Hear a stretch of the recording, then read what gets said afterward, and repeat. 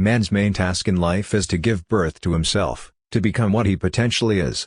The most important product of his effort is his own personality. To die is poignantly bitter, but the idea of having to die without having lived is unbearable. Care and responsibility are constituent elements of love, but without respect for and knowledge of the beloved person, love deteriorates into domination and possessiveness.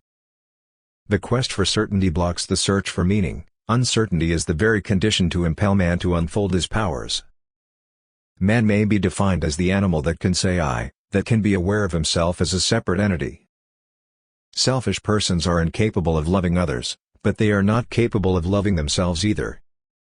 Love is often nothing but a favorable exchange between two people who get the most of what they can expect, considering their value on the personality market. Respect is not fear, and awe. It denotes, in accordance with the root of the word, respicere equals to look at, the ability to see a person as he is, to be aware of his individuality and uniqueness. Man is the only animal for whom his own existence is a problem which he has to solve and from which he cannot escape. One cannot be deeply responsive to the world without being saddened very often. If a person loves only one other person and is indifferent to all others, his love is not love but a symbiotic attachment, or an enlarged egotism. Immature love says, I love you because I need you.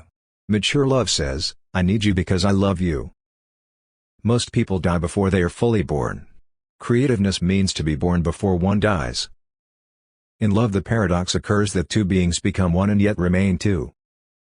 The existential split in man would be unbearable could he not establish a sense of unity within himself and with the natural and human world outside. Creativity requires the courage to let go of certainties. The danger of the past was that men became slaves. The danger of the future is that men may become robots. Only the person who has faith in himself is able to be faithful to others.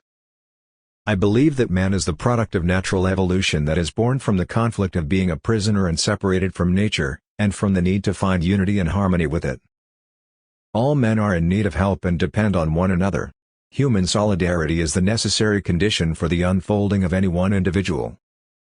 Men are born equal, but they are also born different.